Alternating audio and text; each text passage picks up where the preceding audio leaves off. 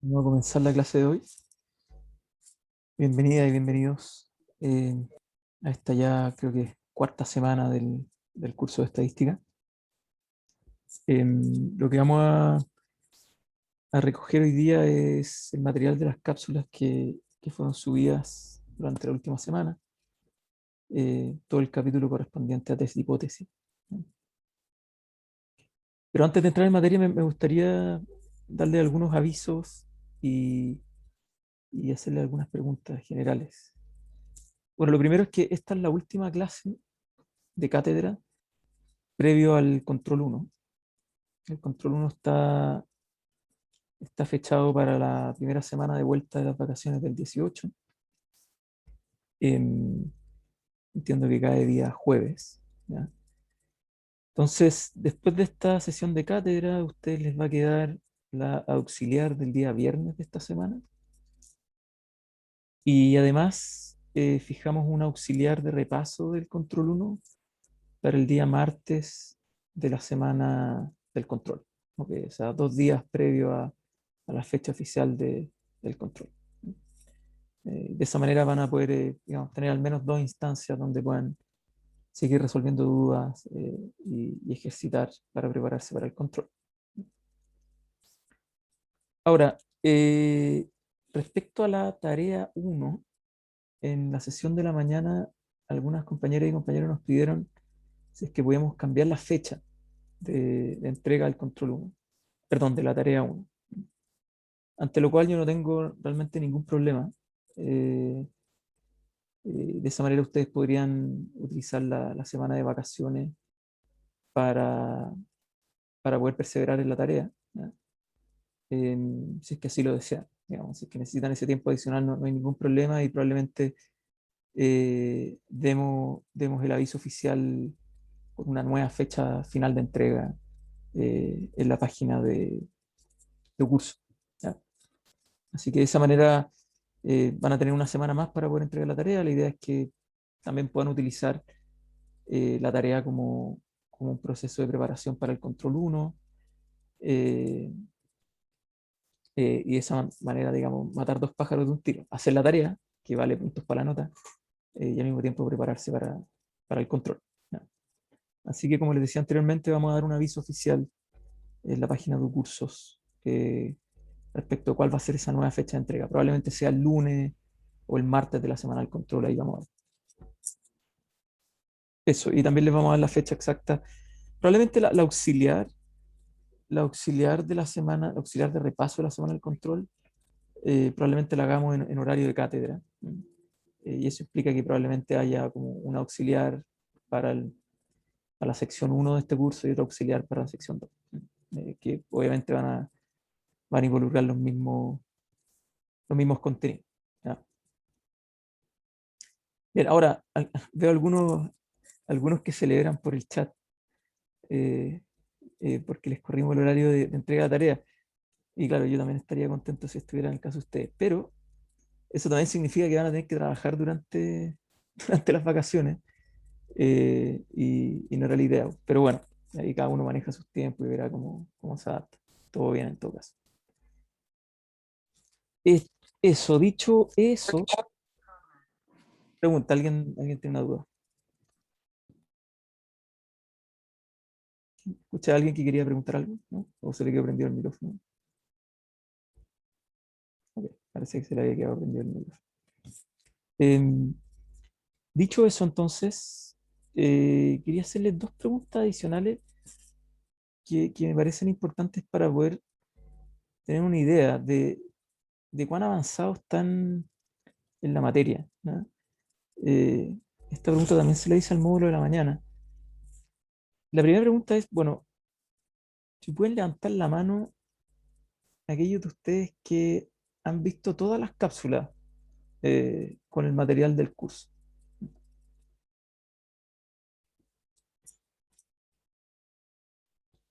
Ya, ok. O sea, alrededor de un tercio más o menos, un poquito más.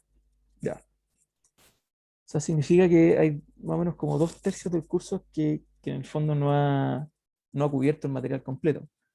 ¿Y cuántos de ustedes lograron ver las cápsulas de la semana anterior, por ejemplo, las de test de hipótesis. Si pudieran levantar la mano.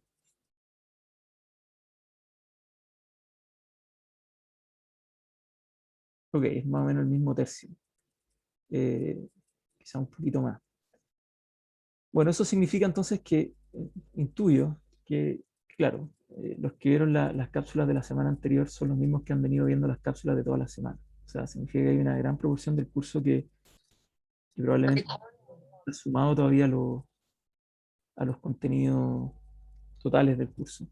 Y bueno, aquellos que no lo han hecho, yo los invito y las invito a que ojalá lo hagan pronto, que no esperen a último minuto la semana del control para ver las cápsulas. Creo que hay un proceso de absorción de los contenidos estadísticos que toma tiempo.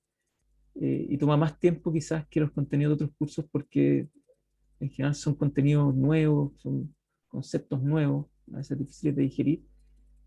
Así que yo los invito y los invito a que ojalá puedan ver con anticipación las cápsulas, hagan sus resúmenes, eh, puedan tomar notas en las mismas slides, para que se vayan subiendo a la materia. No les recomiendo llegar a ver las cápsulas el día, no sé, el día martes, 2 días antes del control uno, porque uno no van a tener tiempo, son muchos minutos de cápsula.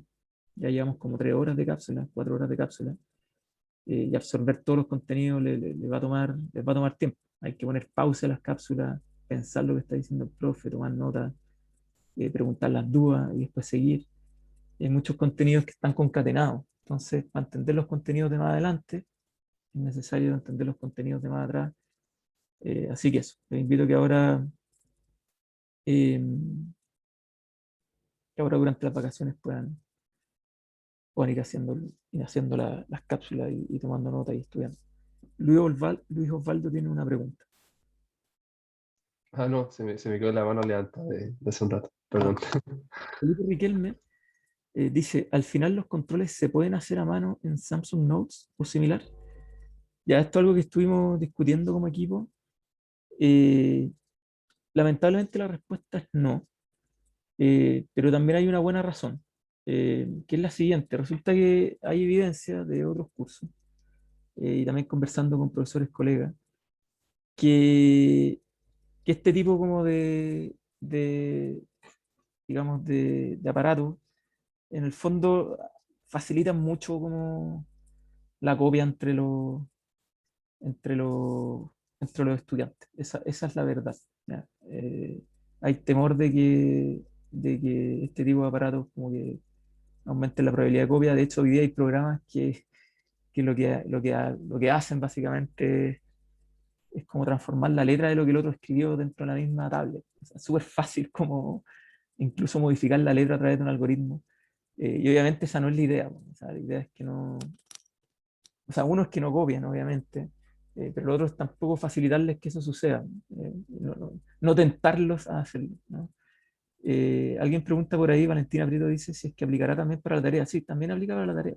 O sea, yo las y los invito a que hagan todo idealmente a mano, papel y lápiz, y que lo escaneen y después lo suban. Creo que eso es lo que hemos venido haciendo en los otros cursos, de unas caras tristes ahí. Y sé que no es lo ideal, sé que puede ser incómodo, pero bueno, una determinación que apunta a reducir lo que les comentaba. Así que, eh, nada, tampoco es tan terrible, creo que pueden agarrar un papel y un lápiz, pueden, no sé, no es como que nunca en su vida hayan agarrado un papel y un lápiz y hayan escrito en un cuaderno. Así que es volver unos años más atrás, ¿no? A como lo hacían antes, no es tan grave. ¿Ya? ¿Profe? Alexandra Munizaga tiene una pregunta. Entonces la tarea tampoco se puede hacer como en látex o algo así. Sí, en látex, 100%. en látex se puede hacer, y claro, tú me vas a argumentar, sí, pero también es súper fácil copiar el látex, sí, efectivamente es fácil. Eh, en verdad, ahora que lo pienso, claro, para la tarea,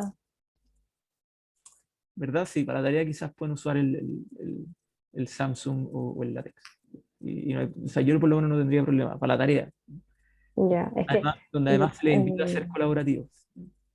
claro, en lo personal, o sea, como que las pruebas siempre las hago como a mano, pero quizás las tareas quedan como más ordenadas en látex. Sí, sí, es un buen punto. Es un buen punto. No hay Ya, problema. ya. Pueden hacer la tarea usando el Samsung si quieren. Ahora, no copien. Traten de no copiar. Traten de hacerlo por su cuenta. Y si es que necesitan ayuda, bueno, llamen a algún amigo, algún compañero o compañero que les pueda ayudar. O métanse a un curso y postean sus dudas y va a estar todo bien. Ok, vamos a la materia, ¿les parece? Así aprovechamos el tiempo y podemos ir resolviendo dudas también en caso que las tengan.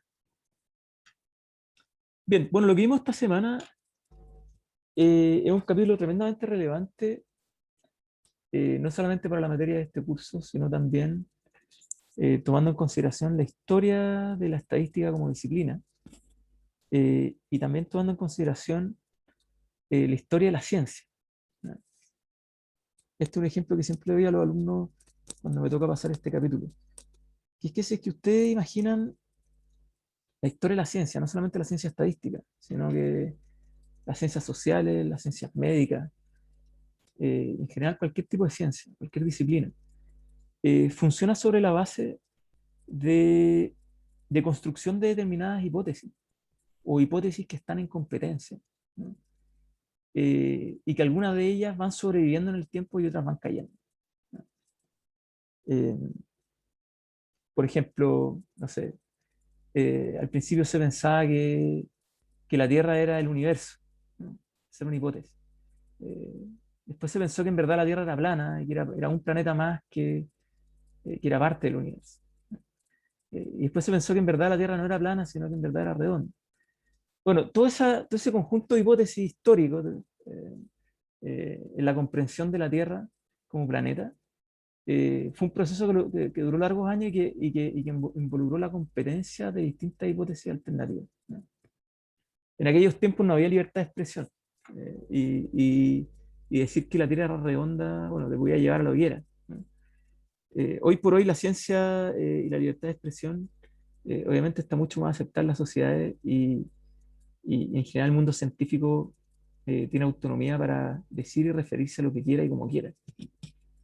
Y eso ha sido tremendamente relevante para el avance de la ciencia, el avance del progreso científico. Y ha sido tremendamente relevante para correr, ¿no? Digamos, lo que en economía nosotros denominamos como la frontera de posibilidades del conocimiento, ¿no? Como la frontera científica del saber humano. Bueno, todo ese proceso, ¿no?, de construcción de esa frontera, como les decía anteriormente, ha sido un proceso que ha requerido echar por tierra ciertas hipótesis que solían ser reconocidas como verdades y reemplazadas por nuevas hipótesis que parecieran ser las actuales verdades, ¿no? Y esto uno lo puede ver a lo largo de muchísimas disciplinas dentro del mundo de las ciencias sociales, por ejemplo, ¿no? O sea, por ejemplo, un debate súper relevante en economía y que tiene un talante histórico es la rivalidad entre capitalismo y socialismo, ¿no? Eh, Típicamente se argumenta, ¿no?, que en un régimen capitalista el motor de la producción, el motor del crecimiento de la economía, eh, está en la iniciativa privada. Que en la medida que existan los incentivos correctos a la iniciativa privada, entonces estos podrán asignar recursos de forma eficiente. Y esa eficiencia va a llegar a un aumento del PIB, ¿no?, o el valor total de los bienes y servicios que se producen dentro de una economía, ¿no? Generar incentivos económicos para que los privados inviertan es lo que en definitiva generaría mayores salarios, y esos mayores salarios, mayor consumo, y ese mayor consumo o mayor demanda, mayor producción, y esa mayor producción, en el fondo, un mayor crecimiento de la economía, ¿no? Eso opinan el mundo del neoliberalismo, las corrientes más liberales dentro del mundo de la economía, ¿no? Y por otro lado están los que opinan eh, en realidad digamos, el motor de una economía debiese estar monitoreado de forma centralizada por el organismo estatal, ¿no? Y que la iniciativa privada es simplemente complementaria, ¿no?, a ese liderazgo que lleva la iniciativa pública. Y la iniciativa pública se plasma ya sea a través de empresas estatales, como también a través de un conjunto de subsidios y de beneficios para la ciudadanía que provienen de mayores impuestos. En definitiva, el Estado como un ente fuerte capaz de movilizar a la economía.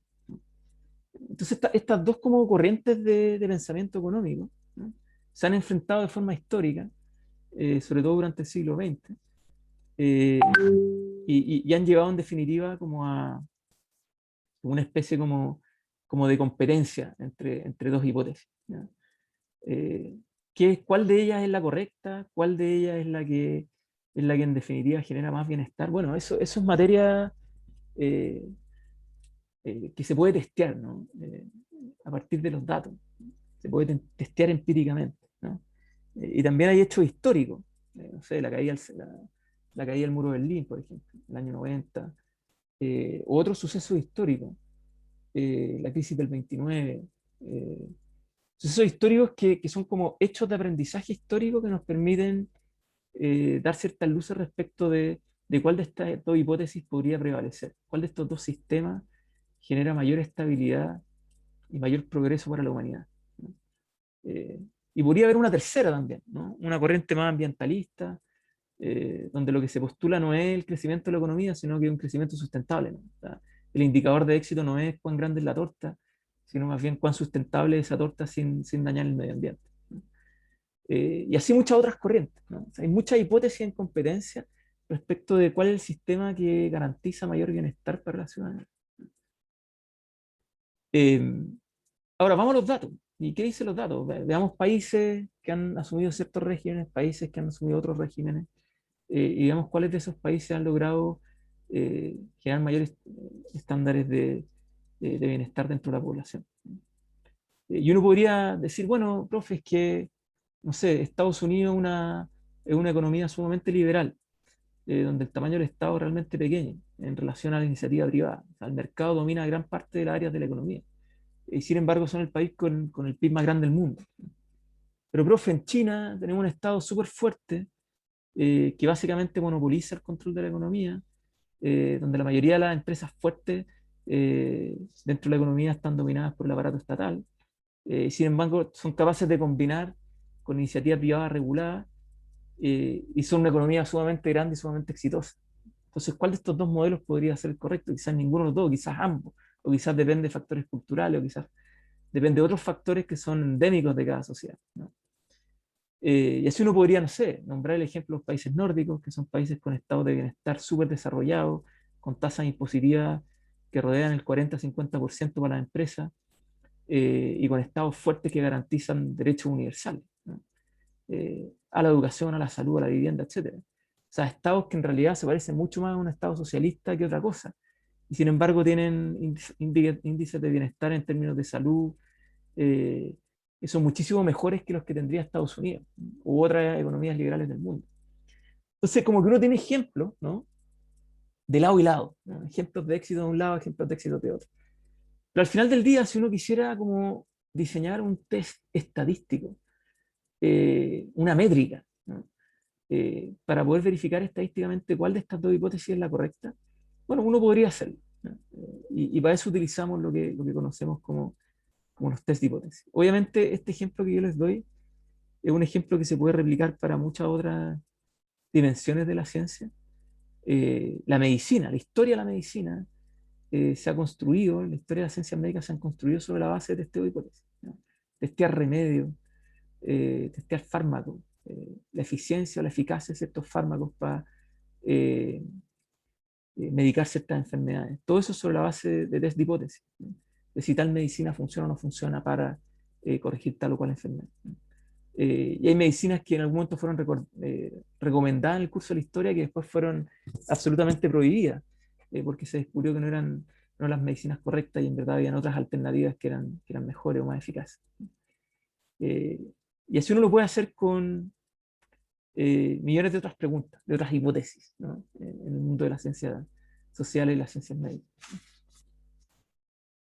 Así que, hecha esa introducción, y dándole un poco el contexto histórico de la idea de los test de hipótesis, que a todo esto, los test de hipótesis es una invención bastante reciente si uno lo mira desde el punto de vista histórico. O sea, los test de hipótesis fueron una metodología desarrollada en los años 30, primero por Fisher y después por Neyman.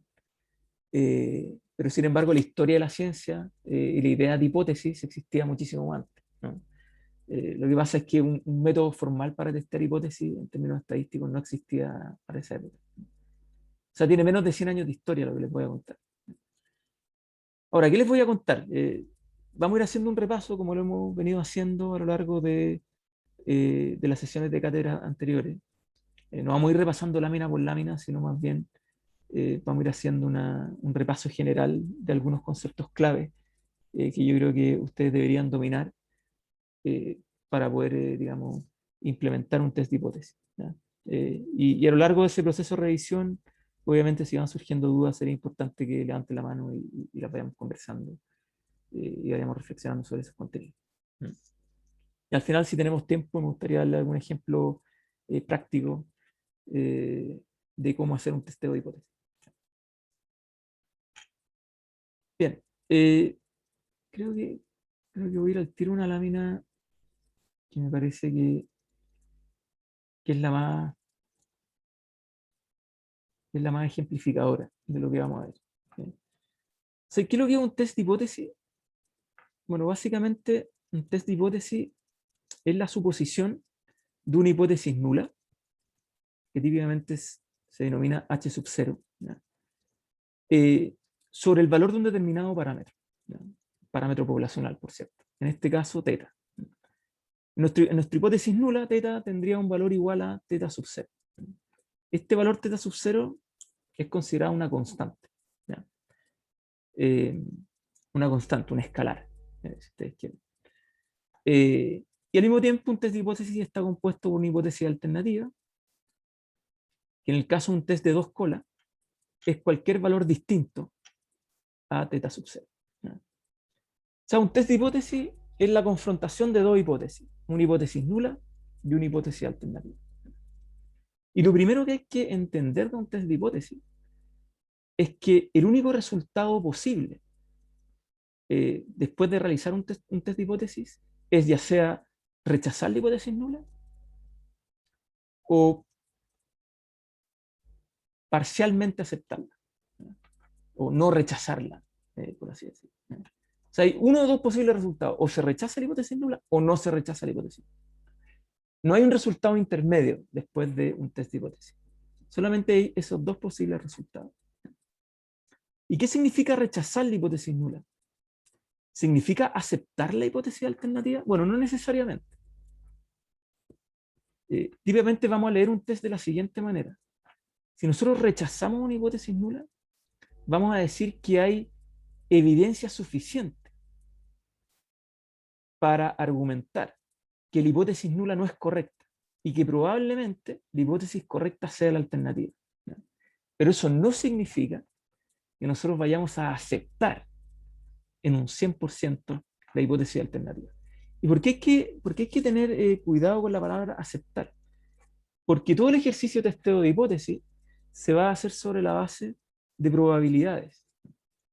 ¿Okay? Probabilidades. Es decir, yo voy a rechazar o no una hipótesis nula con un cierto nivel de confianza estadística. 90% de confianza estadística, 95%, 99%. Es un nivel que nosotros vamos a definir después y que va a depender del alfa o del tamaño del test que utilicemos, ¿no? Pero esos dos elementos son realmente importantes antes de meterse en el capítulo de test de hipótesis. Primero, test de hipótesis tiene dos posibles resultados: rechazar o no rechazar. Y segundo, rechazar la hipótesis nula no necesariamente significa aceptar la hipótesis alternativa. Es evidencia suficiente para que con un alto nivel de probabilidad la hipótesis alternativa sea la correcta, ¿ya? Pero eso no significa aceptar en un 100% que es correcto, ¿ya? Bien. Entendido eso, creo que podemos pasar a este grafiquito que de alguna manera resume, yo diría, casi todos los elementos eh, que se involucran dentro del concepto de un test de hipótesis.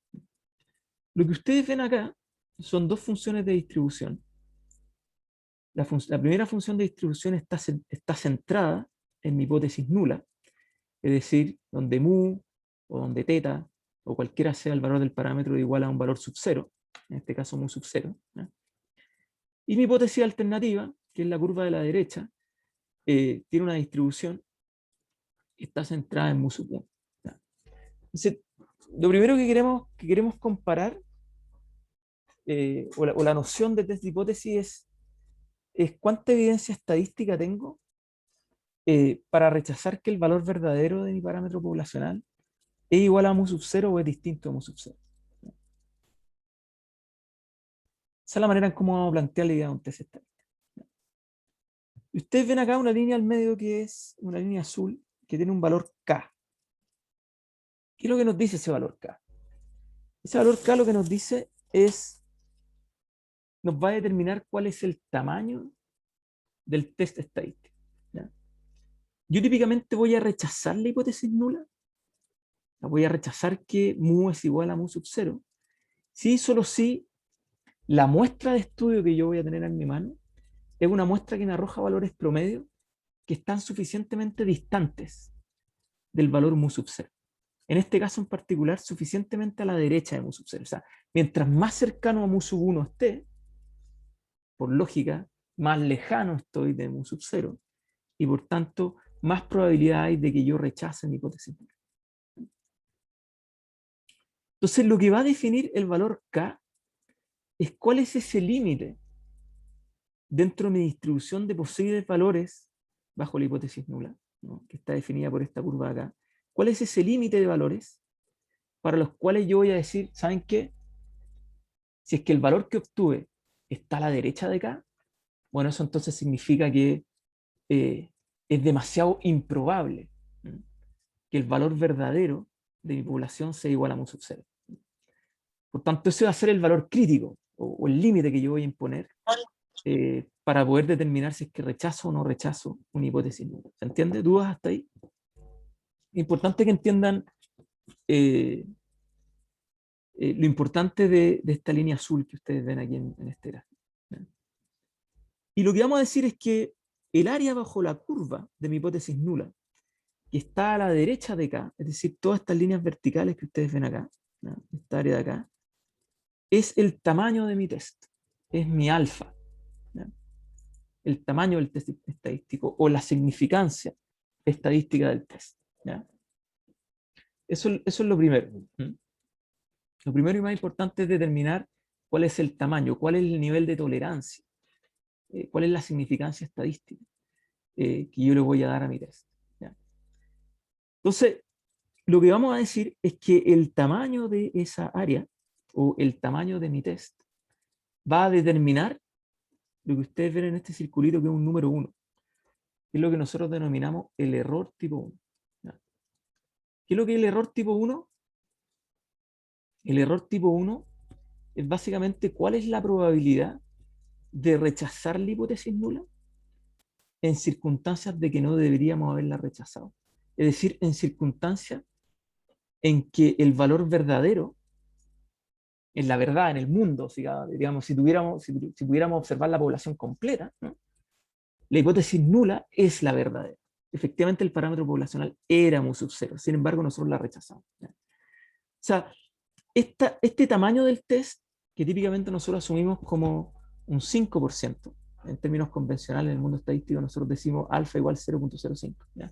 A pesar de que también podríamos decir 0.1 o 0.01, ¿no?, hay distintos grados de tolerancia. Típicamente utilizamos el 5%. Lo que estamos diciendo es que hay un 5% de probabilidades de que yo me esté equivocando a la hora de rechazar la hipótesis nula. Está bien, yo tengo que asumir un nivel de tolerancia, ¿cierto? Yo tengo que asumir un nivel de tolerancia. Ese nivel de tolerancia es del 5%. Pero al mismo tiempo yo sé que al asumir un nivel de tolerancia del 5%, yo tengo que reconocer que hay un 5% de probabilidades de que me esté equivocando. Que yo esté observando valores sobre K en mi test estadístico. Pero sin embargo, la hipótesis nula sigue siendo la verdadera. Bueno, a ese tipo de error yo le voy a llamar error tipo 1. ¿Bien? Ahora, lo primero que ustedes debiesen notar acá es que, bueno, mientras yo soy más exigente, o sea, mientras más corro el cerco de K hacia la derecha, más chico va a ser el tamaño de mi alfa, más chico va a ser el tamaño de mi test, más exigente va a ser rechazar la hipótesis nula, ¿cierto? Porque tengo menos espacio de área dentro de la curva, ¿cierto? Y por lo tanto, más pequeño va a ser el error tipo 1. O sea, se sigue de forma directa, que mientras más grande es el K que asumo, mientras más a la derecha me muevo la distribución, más chico es el tamaño de mi error tipo 1. ¿Ya? Esa es la primera conclusión que teníamos que tener en mente. Ahora, tal como existe un error tipo 1, existe un error tipo 2. ¿Ya? ¿Cómo definimos el error tipo 2? Bueno, el error tipo 2 es la probabilidad de no rechazar la hipótesis nula en circunstancias de que deberíamos haberla rechazado. ¿Ya? Es decir, yo ahora me muevo de la curva de distribución de la hipótesis nula a la curva de distribución de la hipótesis alternativa, donde mu sub 1 es el valor verdadero. Y digo, bueno, sobre esta nueva distribución de la derecha, ¿para qué valores de mi test estadístico yo no estoy rechazando la hipótesis nula? ¿Cierto? En circunstancias que la hipótesis correcta es mu sub 1 y no mu sub 0. Bueno, son todos los valores, digamos, es toda el área de la curva, debajo de la curva, de mi hipótesis alternativa, que están a la izquierda de los valores de K. ¿Cierto? Toda esta área con líneas horizontales. Todo ese valor del área o ese valor de esa probabilidad, una masa, ¿no? Es lo que denominamos el error tipo 2. Repito, el error tipo 2 es la probabilidad de no rechazar la hipótesis nula en circunstancias que había que rechazarla. Es decir, en circunstancias que la distribución verdadera estaba dada por mu sub 1, que es la hipótesis alternativa. ¿Ya? ¿Y qué es lo que se deduce del valor K que asumimos? Bueno, que cada vez que aumentamos el valor K, cada vez que movemos hacia la derecha esta línea azul, claro, estamos reduciendo el error tipo 1, pero al mismo tiempo estamos inmediatamente aumentando el error tipo 2. Es mecánico, ¿no? Yo aumento K y cae el área a la derecha, pero aumenta el área a la izquierda. Entonces pregunta para ustedes, bueno, ¿cómo solucionamos este problema? ¿Cómo solucionamos el problema del error tipo 1 y error tipo 2? ¿Cómo minimizamos el error tipo 1 y el error tipo 2? ¿Qué estrategia utilizarían ustedes para poder minimizar el error tipo 1 y el error tipo 2? Es una pregunta abierta y una pregunta que lo que busca es como desarrollar la intuición del problema. Es una pregunta abierta.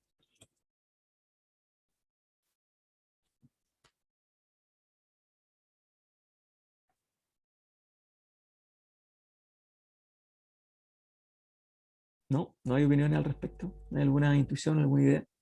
Disminuyendo la varianza. Exacto. Eso va en la dirección correcta. Eso va en la dirección correcta. Y me estáis dando el pase para... Pero no es la respuesta definitiva. ¿Ya? Me estáis dando el pase para que yo les explique algo adicional o les recuerde algo adicional que espero les sirva para dar la respuesta que yo espero me den. ¿Ya? Nosotros durante la semana anterior revisamos el concepto del teorema del límite central. ¿Y qué nos decía el teorema del límite central? El teorema del límite central básicamente nos decía, mira, si usted tiene el estadístico promedio en una muestra determinada y le resta el parámetro poblacional o el valor de su hipótesis nula y lo divide por sigma partido por raíz de n, o sea, si usted hace una transformación de su promedio como estadístico en este nuevo estadístico, que es una estandarización del promedio, yo le puedo garantizar de que en el límite, o sea, cuando n tiende al infinito, la distribución de ese estadístico va a ser una normal 0,1. Eso nos decía el teorema del límite central, ¿se acuerdan? Bien, lo que ustedes van a hacer ahora, para poder configurar un test estadístico, es precisamente a la hipótesis nula del estadístico que están testeando, en este caso un promedio, ¿no? Le van a hacer esa transformación monotónica, y como su n va a ser tan grande, ustedes van a poder utilizar el teorema del límite central para decir, miren, ¿saben qué? Este estadístico tiene una distribución normal 0,1. Por lo tanto, yo puedo comprobar si es que mi hipótesis nula es correcta o no, si es que utilizando es estadístico, soy capaz de construir un intervalo de confianza y después verificar si es que el valor de mi hipótesis nula está contenido o no está contenido dentro de ese intervalo de confianza. Es decir, yo voy a rechazar o no mi hipótesis nula dependiendo de si el parámetro de mi hipótesis nula está contenido o no está contenido dentro de ese intervalo de confianza.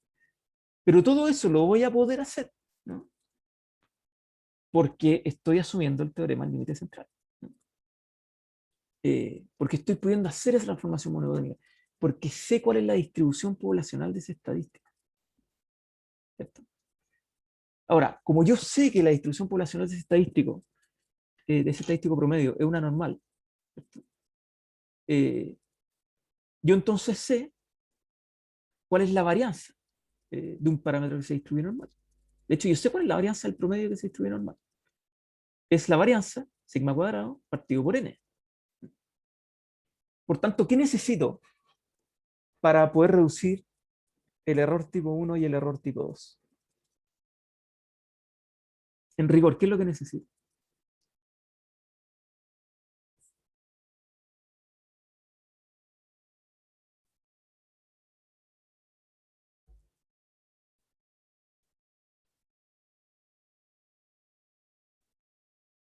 Una muestra grande para poder usar el TSL. Ok, necesitamos una muestra grande. Pero qué nos garantiza una muestra grande? Además, ¿qué pasa conforme yo aumento el tamaño de esa muestra? La varianza se hace cada vez más chica. Exacto. La varianza se hace cada vez más pequeña. Y cuando la varianza de estas curvas se hace cada vez más pequeña, ¿qué pasa con las áreas del error tipo 1 y el error tipo 2? Bueno, se hacen más pequeñas también, ¿no? ¿Y qué pasa cuando estas áreas se hacen más pequeñas? La confianza estadística de mi test, es decir, eh, la probabilidad de no cometer ninguno de estos dos tipos de errores, cae. O sea, yo mejoro la confianza estadística de mi test porque aumento a tal nivel el n que la probabilidad de cometer errores tipo 1 error tipo 2 es demasiado pequeña. Las áreas que hay debajo de estas curvas son demasiado pequeñas. Ustedes lo pueden ver gráficamente. Si ustedes reducen la varianza de estas curvas, hace que las van reduciendo las colas de la distribución y las van centrando en torno a los valores mu sub 0 y mu sub 1. Claro, naturalmente estas áreas se van haciendo más pequeñas. Entonces, esa es la intuición de por qué un n grande es tan poderoso en términos estadísticos. Un n grande es poderoso en términos estadísticos porque reduzco la probabilidad de cometer errores tipo 1 y tipo 2. Y por tanto mejoro la confianza de mi test estadístico. Bien, hay un tercer concepto. Profe, Pregunta Valentina. pero no se supone que cuando uno hace esto de manera práctica casi nunca tenemos n tan grandes. Claro, vaya a tener un problema de nivel de confianza conforme vaya cayendo tu n, efectivamente. Ahora, eso no quita que, que tú puedas testear una hipótesis nula. Tú puedes testear una hipótesis nula con distintos tamaños muestrales. Tú puedes hacer un test de hipótesis incluso con un n igual a 30, o un n incluso más pequeño también. Lo que te está diciendo el teorema del límite central es que con muestras suficientemente grandes, yo tengo la certeza de que la distribución que va a tener mi estadístico es una distribución normal. Conforme yo voy disminuyendo el tamaño de la muestra que yo tengo a mi disposición, ese supuesto es menos creíble. Ese supuesto se hace más difícil de poder sustentar. Y en ese sentido la estadística es más débil. De hecho, típicamente cuando uno tiene una muestra muy chiquitita, es mejor tratar de estimar la varianza poblacional y en función de eso asumir una distribución normal y hacer el test, ya sea utilizando la distribución Z o la distribución T. Pero como la muestra es pequeña, nada me va a garantizar con suficiente nivel de confianza de que voy a poder aplicar el teorema del límite central.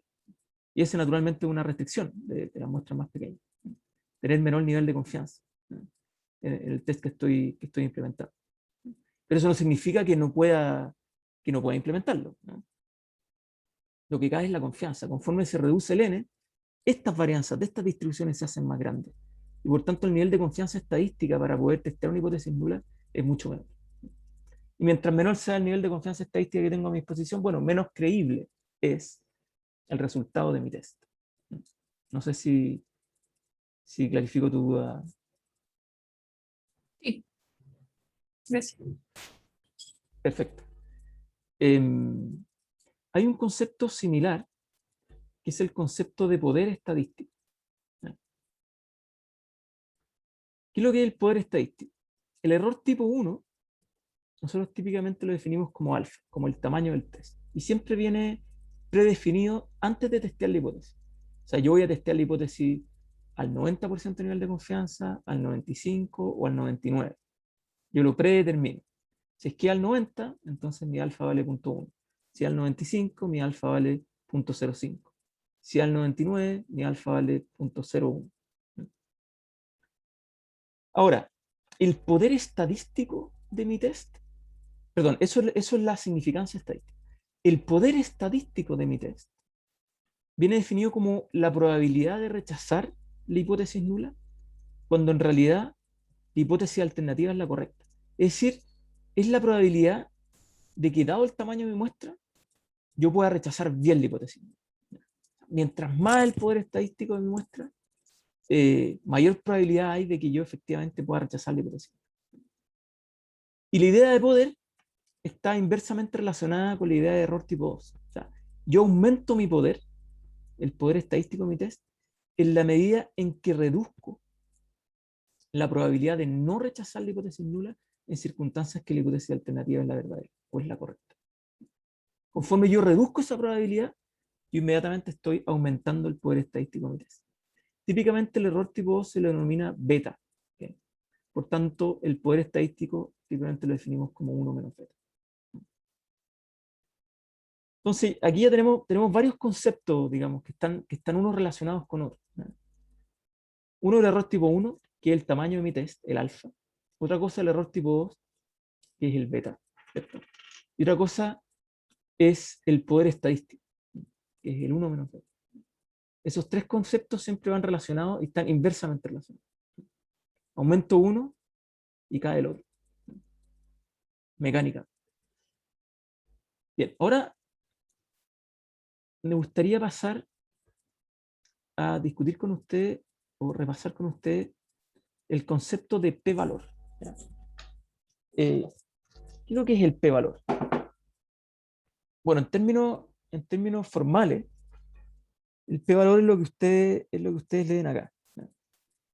Básicamente, cuando yo hago un test estadístico y quiero ver si es que la hipótesis nula es rechazable o no, lo que yo hago en la práctica es construir mi estadístico T, ¿ok? O mi estadístico Z, es decir, agarro el promedio de mi muestra, le resto el valor de mi hipótesis nula, mi mu sub 0, o mi teta sub 0, ¿cierto? Lo divido por sigma partido por raíz de n. Y sigma lo tengo que estimar. Típicamente no lo tengo, pero lo puedo estimar con mi muestra.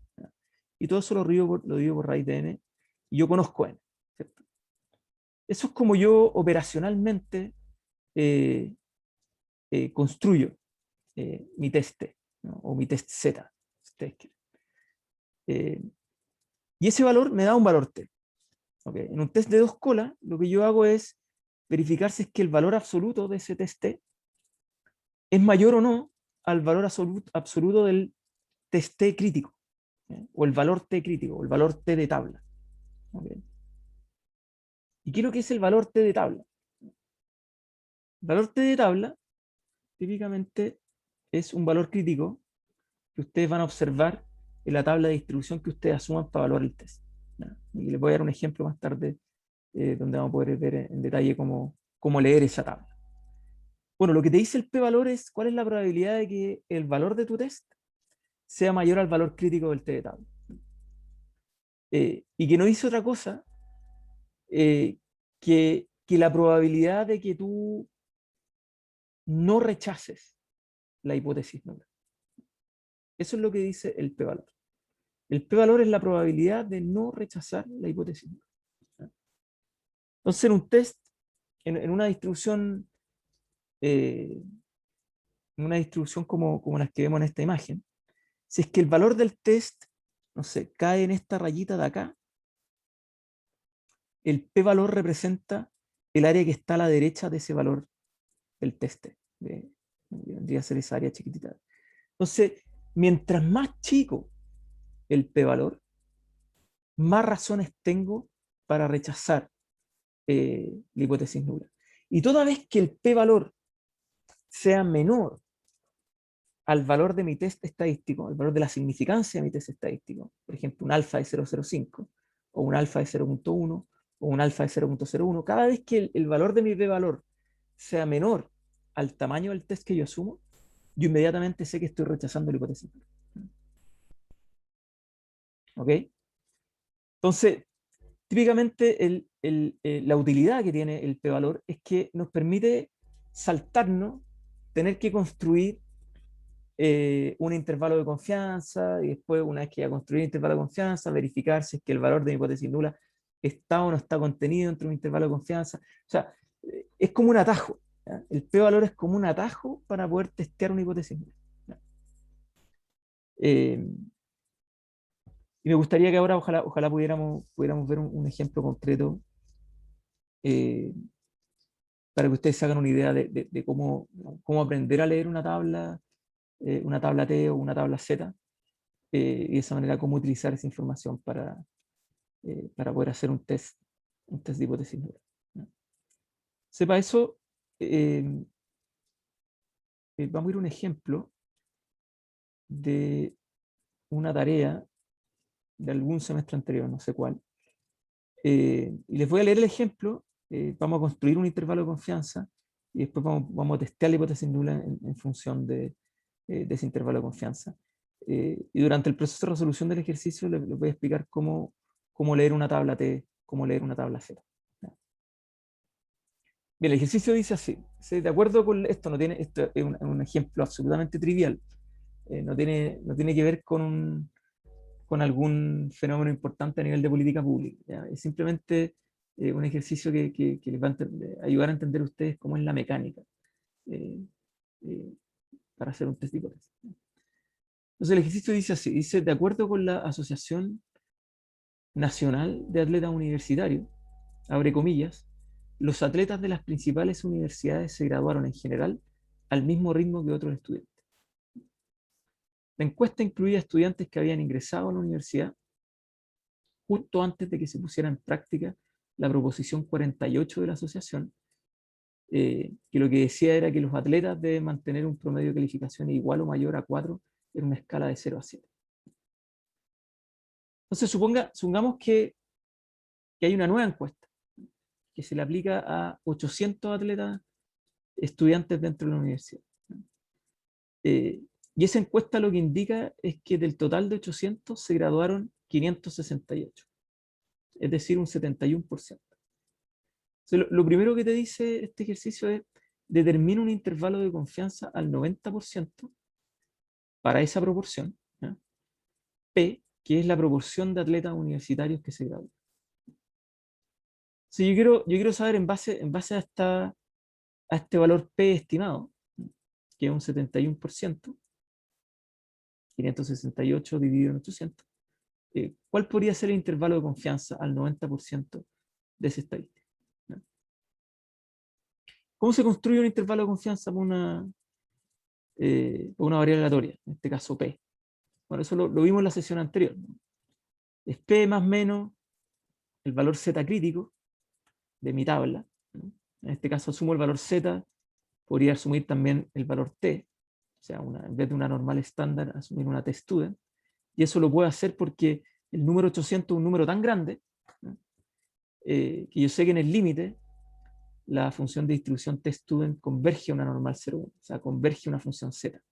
Entonces, para construir el intervalo de confianza, yo primero fijo el valor de mi proporción, que en este caso es 0,71, y de ahí le sumo el valor crítico multiplicado por la raíz de la desviación estándar partido por n. ¿no? Y eso viene, de hecho, eso lo conozco del teorema del límite central, ¿no? De esta formulita que ustedes ven aquí. Bien. ¿Cuál es la desviación, perdón, la varianza de una proporción? P partido por 1 menos P, porque proporción es una relatoria que se distribuye conocidamente como Bernoulli, ¿cierto? Nosotros conocemos cuál es la varianza de una Bernoulli. ¿no? Y además me dieron el valor de alfa. El valor de alfa es 10% o 0.1, que es 1 menos el nivel de confianza que tiene el intervalo al cual voy a construir, ¿cierto? Ahora, al mismo tiempo yo necesito poder definir un límite inferior y un límite superior. O sea, mi intervalo de confianza tiene 2 colas, si ustedes quieren. Entonces, ese nivel de confianza lo tengo que dividir en 2. ¿Y cómo hacer un intervalo de confianza que es simétrico, que está construido sobre la base de una función de distribución que por definición es simétrica? La normal estándar, cualquier normal, por definición es simétrica. Entonces tengo que ir a mi tabla Z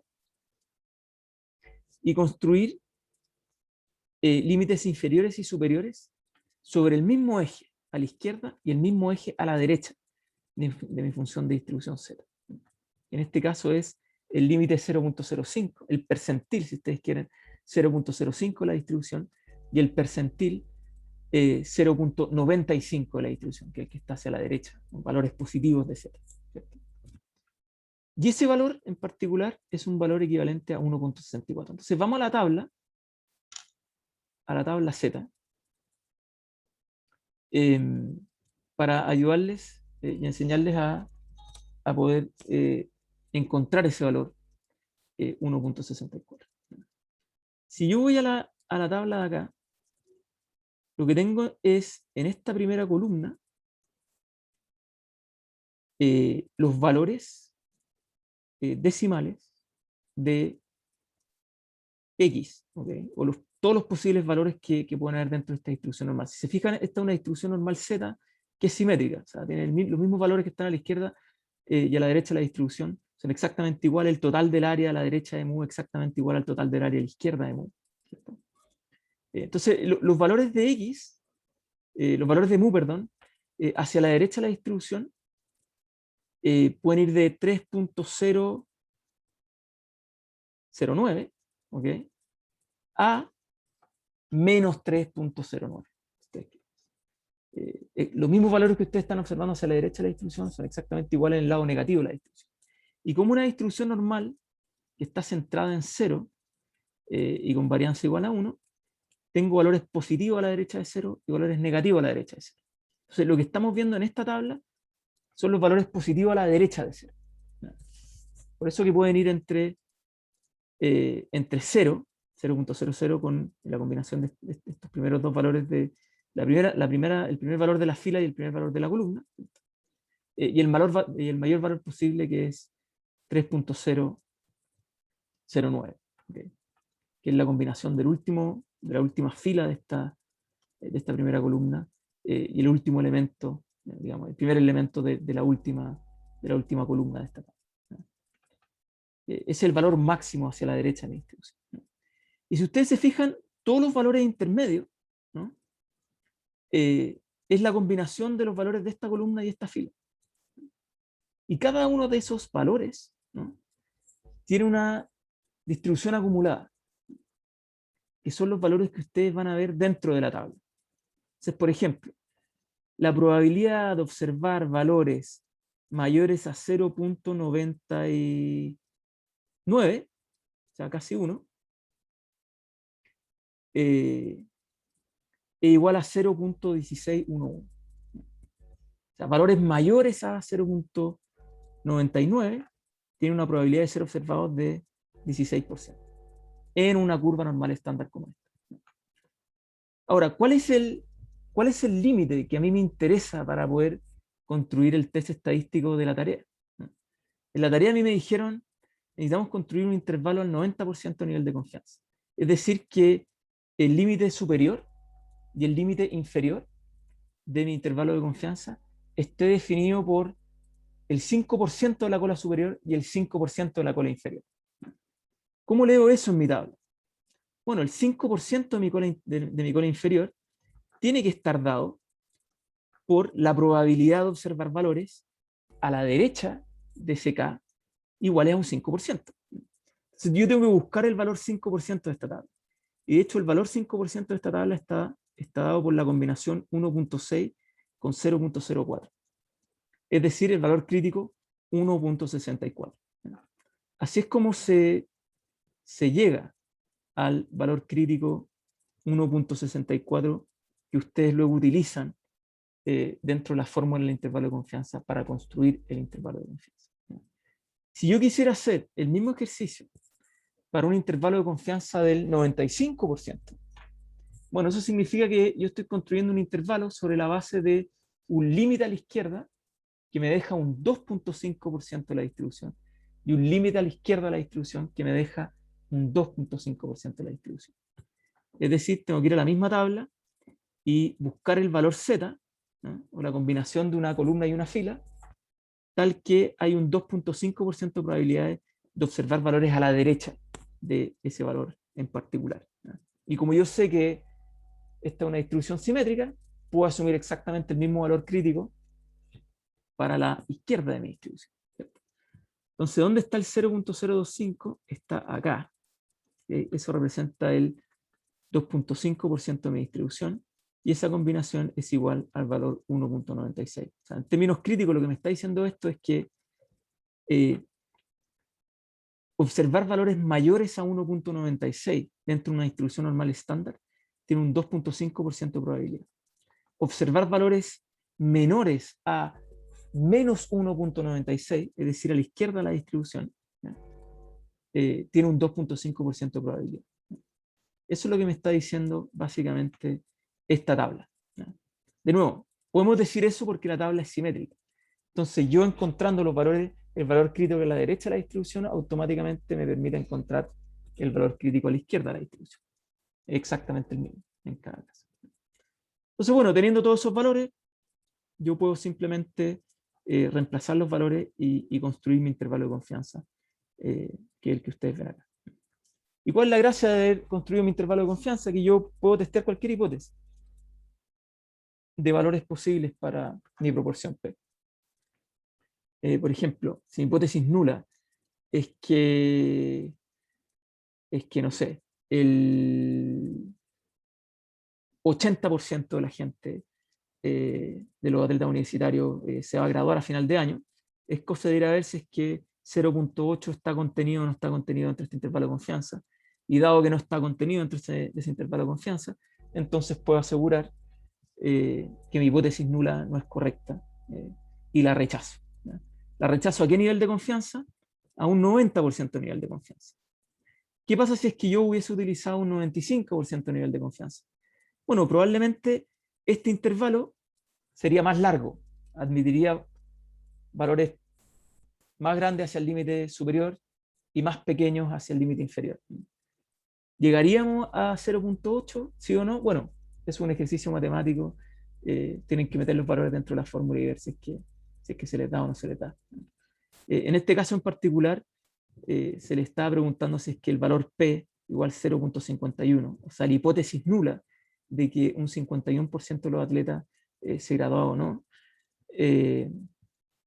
también se rechaza, ¿no? Porque 0.59 no está incluido dentro de este intervalo de confianza. Monse Mochat tiene una pregunta.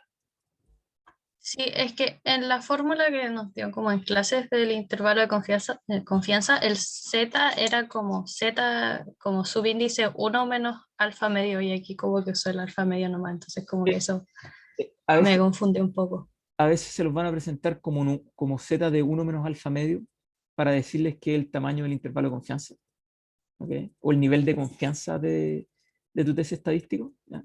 Y otras veces te lo van a presentar como alfa medio, señalizando cuál es el valor de tu alfa. Pero exactamente lo mismo. O sea, es lo mismo decir mi intervalo de confianza está construido sobre un nivel de confianza de 1 menos alfa medio, ¿okay? Que decir que el test o el tamaño del test de tu intervalo de confianza es igual a alfa medio. Exactamente lo mismo. Ahora, Profe, por eso, perdona, eh, solo para terminar, que el tamaño del test es igual a alfa, no igual a alfa medio. Es igual a alfa, porque tú lo divides por alfa medio porque necesitas un límite superior y un límite inferior. Pero una cuestión de nomenclatura. A veces vas a encontrar z1 menos alfa medio, otras veces vas a encontrar z alfa medio. Pero en ambos casos te quieren decir lo mismo. en- Pero profe, eso entonces, cambia el Z o no, como al final.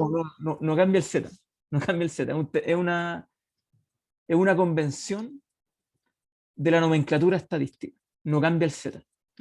En un caso te están diciendo, anda a buscarme la. En el fondo te están diciendo lo mismo. En un caso te están diciendo, anda a buscarme el valor z para construir un intervalo de confianza con límite superior e inferior a 1 menos alfa medio. ¿Ya? Y en otro caso te están diciendo, en verdad anda a construirme un intervalo de confianza asumiendo un alfa determinado. Pero claro, el intervalo de confianza, el nivel del intervalo de el nivel de confianza del intervalo, perdón, está determinado por el valor de tu alfa. Si tu alfa es 0.05, necesariamente el nivel de confianza de tu intervalo de confianza va a ser 95%. Si tu alfa es igual a 0.01, necesariamente el nivel de confianza de tu intervalo de confianza va a ser el 99%. Y así sucesivamente para todos los ejemplos de alfa que tú queráis darte. ¿No? Eso es netamente un asunto de nomenclatura. A veces lo ponen con 1 menos alfa, a veces lo ponen con alfa, pero en rigor se están refiriendo a cuál es el tamaño del test que tú estás utilizando. Yo trato de hacerlo con alfa, a veces me bifeo y lo hago con 1 menos alfa, pero en general tiene que ver con cuál es el nivel de confianza que tú estés asumiendo. Eso, digamos, Ya, gracias. para la tranquilidad de las interpretaciones. ¿Cómo debiese ser convencionalmente? A mí me gusta más la idea de utilizar solamente el alfa, no el 1 menos. Pero hay gente que utiliza 1 menos alfa porque eso le da como una mejor comprensión respecto a cuál es el nivel de confianza total del intervalo. Si usted se van a tablas de regresión, por ejemplo, típicamente en las notas de una tabla de regresión, esto es algo que vamos a ver más adelante, en las notas de una tabla de regresión, el investigador lo que hace es decir, mira, si es que el parámetro que estamos testeando tiene una estrellita, es porque el alfa es igual a 10%. Si tiene 2 estrellitas, es porque el alfa es igual a 5%. Si tiene 3 estrellitas, es porque el alfa se está rechazando al 1%. ¿No? Generalmente uno pone el valor del alfa, no pone el valor del intervalo. ¿No? Y pone el valor del alfa y se acostumbra a poner el valor del alfa, porque ustedes se van a dar cuenta en la práctica, a futuro, que típicamente para agilizar el proceso de testeo de una hipótesis, uno ya no construye los intervalos, simplemente va a mirar el p-valor, o calcula el p-valor, y verifica si es que ese p-valor es mayor o menor al alfa, al tamaño del test que estoy asumiendo. Y inmediatamente con esa comparación puedo ver si es que rechazo o no rechazo la hipótesis. Entonces uno se acostumbra en el fondo a utilizar el valor de alfa más que el valor de 1 menos. Cuando les hablen de 1 menos alfa, le están hablando del intervalo de confianza. Cuando le hablen del alfa nomás, le están dando un pase para decir, oye, testé la hipótesis nula simplemente comparando contra el p-valor. Pero de nuevo, son convenciones dentro del mundo de la estadística, no se enreden. Y qué bueno que me hayan hecho la pregunta ahora para que no se confundan las profe, preguntas. entonces por eso nosotros vamos a la tabla finalmente a buscar el valor 0.95, ¿cierto? Y no el 0.90. Depende del tamaño del test que tú te des. ¿Ya? Pero para este caso. Para este caso en particular, como el test es un test de 2 colas, ¿ok? O sea, tú estás testeando si es que, me refiero a la pregunta B, estás testeando si es que P es igual a 0.51 o no, o tiene un valor distinto. No estás diciendo si es que es mayor o menor a 0.51. Estás simplemente diciendo si es que es igual o distinto. ¿Ya? Ese es un test de 2 colas. Como es un test de 2 colas, a la hora de ir a construir el intervalo de confianza, a ti te interesan los valores que están a ambos lados de la distribución. Ya sean valores que sean muy lejanos hacia arriba de 0.51 o muy lejanos hacia abajo de 0.51. Me refiero a 0.51 estandarizado, o sea, restando la hipótesis nula, dividiendo por sigma partido por raíz de n. ¿Ya? Entonces, si es que tu nivel de confianza al cual tú vas a hacer tu test de hipótesis es del 90%, dado que tu test es de 2 colas, tú tienes que ir a buscar el 5% a la derecha y el 5% a la izquierda. ¿Ya? Si tu test fuera al 95% de confianza, entonces tendría que ir a buscar el 2.5 a la derecha y el 2.5 a la izquierda. Porque de nuevo, estáis asumiendo que el rechazo de tu hipótesis nula se puede dar por valores que están muy hacia la derecha de la distribución o muy hacia la izquierda de la distribución. ¿Ya? Entonces eso es importante. Y después, claro, entonces después cuando vas a la tabla, lo que te está entregando esta tabla son solamente los valores que están a la derecha de la distribución. Después tú haces la racionalidad, ¿no? Decir, ok, si estoy encontrando el valor crítico para los valores de la derecha, entonces también estoy encontrando el valor crítico para los valores de la izquierda. ¿Ya? Entonces, si es que me están pidiendo hacer un test al 95% de confianza, necesariamente tengo que ir a buscar los valores que con un 2.5% de probabilidad observaría a la derecha mi valor crítico. Ya tenéis que ir a buscar el valor 0.025. Si te dicen que al 10%, como estoy utilizando solamente la tabla de que ve un lado de la distribución, entonces tengo que ir a rechazar el 5. Y tengo que ir a buscar el 5%, que ya se me olvidó dónde está. Acá está. Y así sucesivamente. En general te van a dar una tabla que te muestra solamente un lado de la distribución. Yo sé que es confuso y sé que es enredado. Uno quisiera tener esta misma tabla con los dos lados de la distribución y de esa manera poder ir a buscar directamente el número que me garantiza que voy a rechazar la hipótesis nula para los dos lados. Pero claro, eso sería raro. ¿Por qué? Porque a priori la tabla no sabe si tú estás testeando una hipótesis nula bajo un test de 2 colas o bajo un test de 1 cola. ¿No? Y que sea de 1 cola o de 2 colas va a influir en cuál es el numerito que tú vayas a venir a buscar aquí a la tabla. No sé si respondo tu pregunta, Valentín. Sí. Igual es medio enredado. Hagan los ejercicios en la práctica y verifiquen siempre cómo leer una tabla Z. O sea, entiendan bien qué es lo que les está mostrando una tabla Z. Lo mismo con la tabla de Student. La tabla de Student, y esto es para terminar porque estoy súper pasado en el tiempo, lo que hace la tabla de Student es combinar tamaños muestrales en la primera columna, ¿okay? Que van desde una observación hasta infinito. ¿Sí? O sea, cualquier valor de n mayor a 120 tiene que ser leído en la columna del infinito. ¿Ya? Y lo que ven en esta primera fila de la columna acá arriba, en el encabezado, son distintos valores del nivel de confianza o el nivel de tu alfa que tú estás asumiendo para rechazar la hipótesis nula. Entonces, si es que nosotros estamos rechazando, en el caso de la tarea, nuestra hipótesis nula, con un 90% de confianza y con una muestra de 800 observaciones, 800 es mayor a 120, es decir, me tengo que ir a alfa, perdón, al valor infinito acá abajo, ¿ya? Y estoy testeando al 90% de nivel de confianza. Como la test student también es una curva simétrica, que tiene mismos valores a la derecha que a la izquierda, sobre todo para n que son excesivamente grandes. Recuerden que la test student, cuando n vale infinito, tiende a una normal estándar. O sea, cumple exactamente sus mismas propiedades. ¿Ya? Entonces, para testear al 90%, yo tengo que irme al 0.05, que es el lado derecho de la distribución, el que me está mostrando en griega. ¿Cierto? Y ese valor es 1.645, casi igual al 1.64 que estamos viendo antes. O sea, este valor, para un n suficientemente grande, es el mismo valor que yo encontraría para un test al 5% en el lado derecho en una normal estándar. El valor 1.64, que es la combinación de este con este, ¿cierto? Me da este 0.05 que vendría, este 0.05 acá vendría a ser el símil del encabezado de mi tabla test student. Esa es como la relación que hay entre la tabla Z y la tabla test student. Y típicamente nos va a dar lo mismo. Para una muestra suficientemente grande nos va a dar lo mismo utilizar la test student o la tabla Z.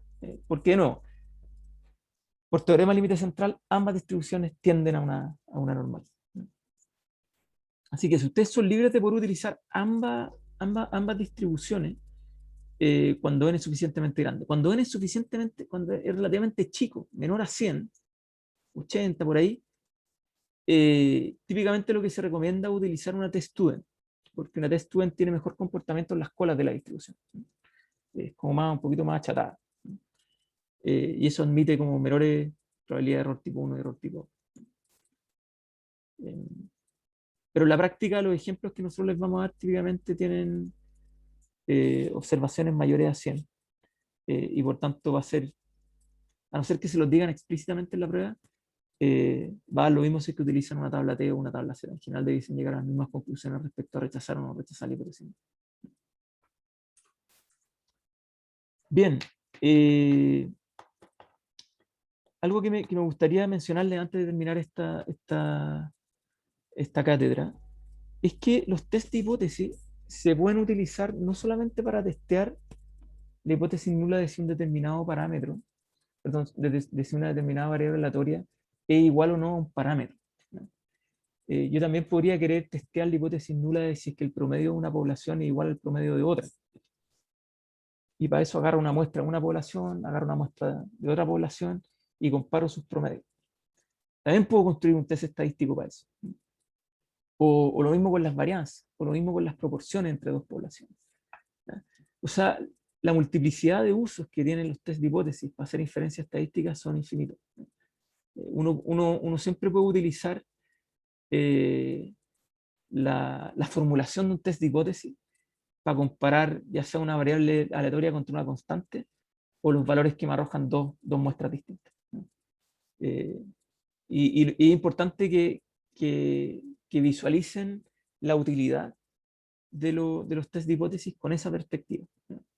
Y de hecho, cuando veamos análisis de regresión a futuro, después de la prueba, después del control 1 y nos metamos en esa materia,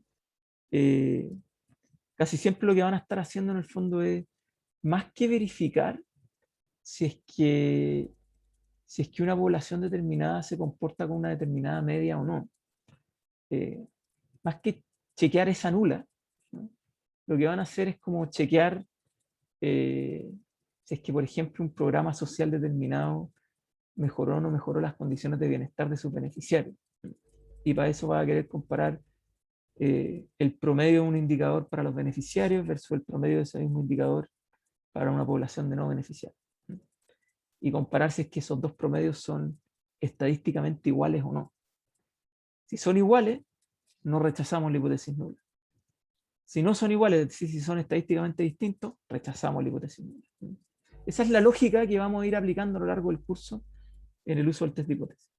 Típicamente lo vamos a aplicar más para el caso de comparación de media entre poblaciones que para el caso del valor de un promedio específico, ¿no? O sea, es decir, construir un test sobre un escalar K. Bien, de más está decir que para el control 1 entra solamente la materia que hemos visto hasta acá. No les voy a subir más cápsulas de aquí hasta el control 1, para que se concentren solamente en esta materia, así que a los que llegaron tarde y no alcanzaron a enterarse de los avisos que di al principio, tenemos un auxiliar este viernes, vamos a tener otra auxiliar la semana del control, que vendría a ser el martes en horario de cátedra, y el control es el jueves de esa semana, es decir, el jueves a la vuelta de la semana del 18.